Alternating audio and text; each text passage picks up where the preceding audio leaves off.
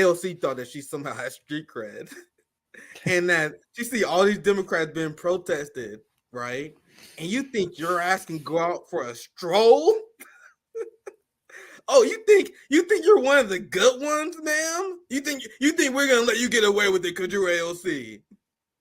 Oh boy, you've been in a fucking echo chamber for a very long time, AOC.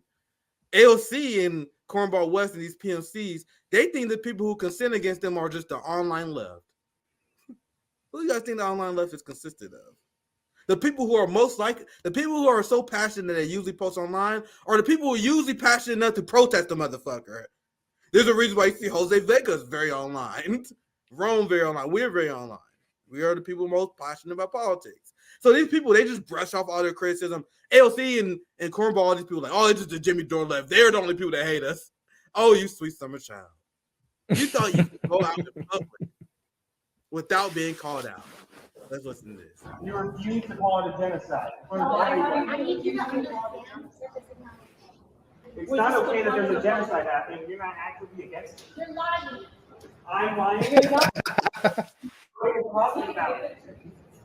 The funny thing is, she is the one lying, and I'm going to show you guys after this video finished, because these people are calling her out because AOC and Bernie Sanders refused to call what Israel is doing a genocide, and they think they're being cute. I guess they got a lot of dumb supporters who don't understand why that's so important. They keep doing this thing where Bernie was like, "Oh, it was just a term, man." No, it's very important to label what Israel is doing a genocide, because then you talk about accountability. Then the people who support the genocide and the people who committed genocide themselves will be held accountable.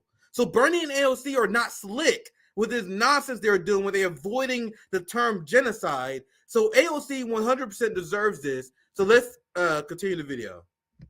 I'm lying. You went on TV and avoided talking about it. You can't say it's a genocide or what you're attacking the political base.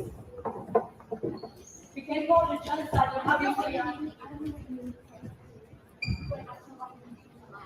We're not lying. We're not lying. You've been saying it in interviews. It's insane. You haven't been calling it a genocide. Don't tell me I'm lying. Then just say it's a genocide. Just say it.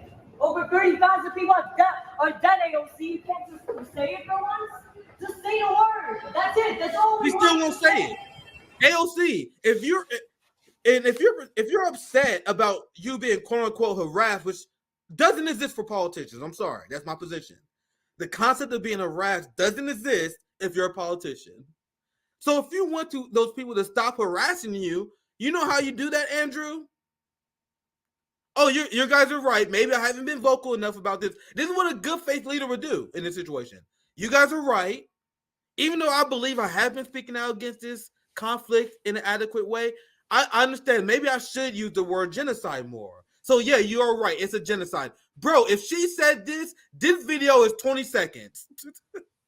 If she said that. And if it's more than 20 seconds, then they start looking bad. But no, trust me, AOC starts looking worse as this continue. Anything you want to add, Andrew, before we continue the video? I mean, she just looks like a child. That's the response of a little child who is like spoiled, doesn't have good guidance, and they are getting called out for, I don't know, hitting somebody else at school, like doing something really mean to some other kid. They're lying, and then they look like they're gonna cry and can't respond after that. It's childish. What have we learned on RBN over the last year or so? The professional managerial class hates being held accountable. And when they are held accountable, their ego kicks in. How dare you question me? I'm Dr. Cornel West. How dare you question me? I'm Alexander Ocasio-Cortez. You guys see the hubris these people have? Let's continue. Then just say it's a genocide. Just say it.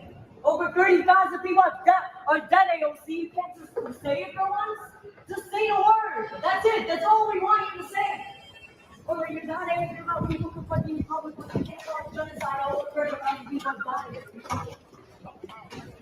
Stop. Okay? Stop. Stop!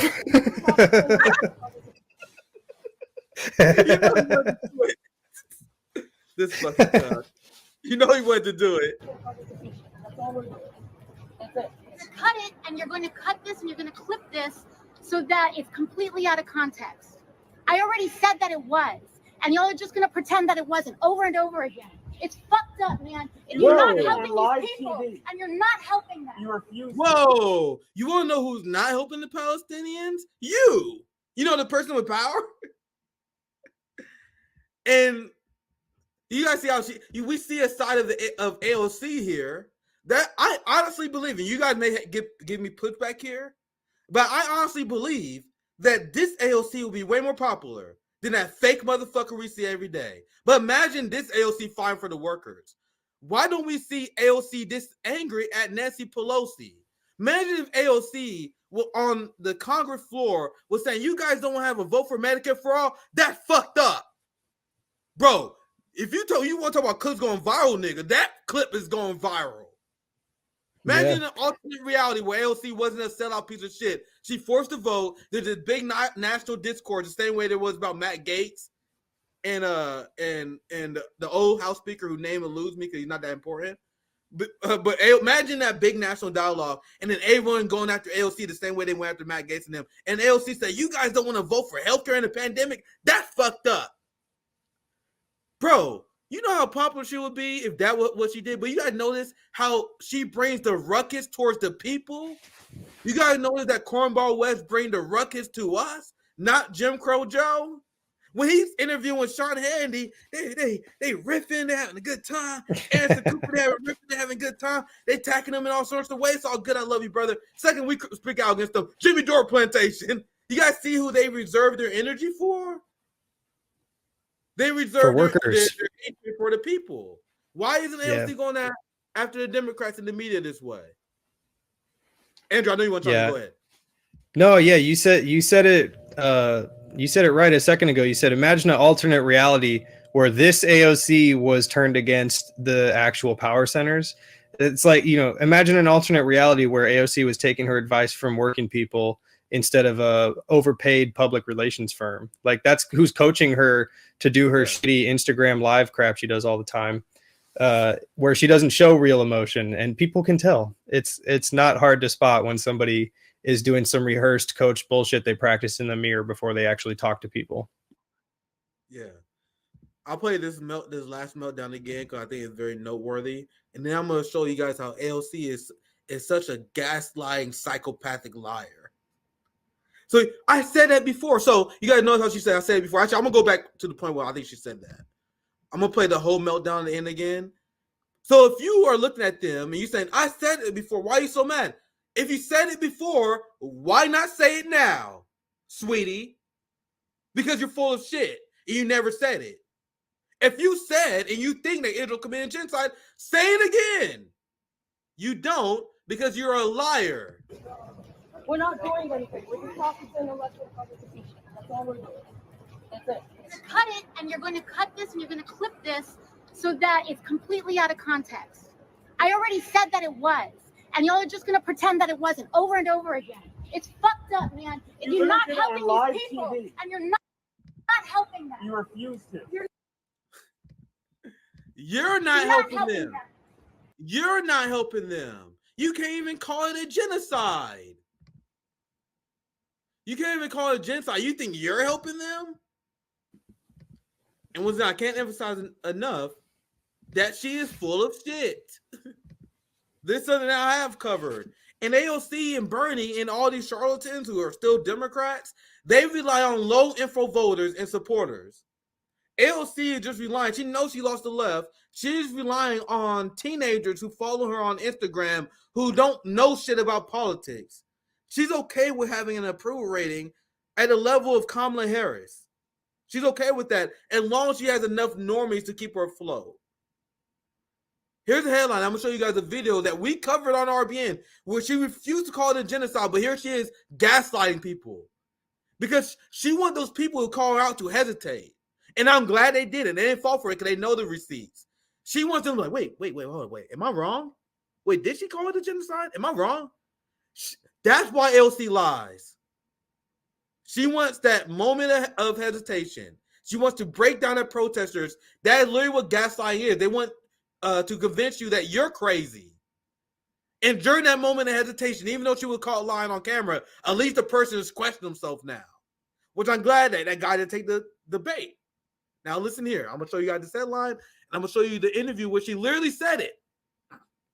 Well, she literally refused to say it, I should say. Because Bernie Sanders and AOC have been paraded and praised by Israel for refusing to call it a genocide. Why Bernie Sanders and AOC won't accuse Israel of genocide in Gaza. So AOC think that people who read, she's trying to convince us that we're liars. She's here to win over the people who don't read. Two of the progressive left's most iconic torchbearers, oh, you sweet summer child, Senator Bernie Sanders and AOC have intentionally stopped short of matching rhetoric from their colleagues and much of their base. And what Bernie been saying is, oh, it doesn't matter if I use that terminology. Yes, it does. It absolutely does. You say you agree with the ICJ, with South Africa, with Nicaragua, who about to take Germany to court over this? It's huge because now you're talking about accountability for people who supply arms to them. That's why they refuse to say it, because they don't want to make Biden and all the Democrats who they like complicit. Do you guys understand? It's extremely insidious. And there's a very small minority, because there's not a lot of people defending AOC right now. Not like it used to be. But a lot of those people are like, oh, why you guys are focusing on them? Aren't they the best we have? No. She is providing a very crucial, I'm losing my voice. She is providing a very crucial but insidious role for the establishment. She is to be the left-wing voice to fight against, to resist calling the slaughter in Israel the slaughter in Gaza against the Palestinian people a genocide. So this is the interview, and we don't got time to watch the whole thing, but we covered this before. Was it Nick and CJ? I do so many damn streams, I forgot. And the thing is, did I cover it or did CJ cover it? I'm sorry, guys. I took a lot of hits to my head in my life. One of us covered this motherfucker. Either me or CJ, either Nick and CJ, either Savvy, someone did. Because I remember this vividly. So here's AOC and the reason why she's being called out. You agree with that word genocide, that the president's been supporting a genocide, or does that go too far? I believe that they're still determining it. You agree with that word? They are still determining it. You guys see how AOC has never come out publicly on record and said that this is a genocide. Now, Andrew, I'll pass it to you. This is why AOC was called out. Any thoughts on this before we move on?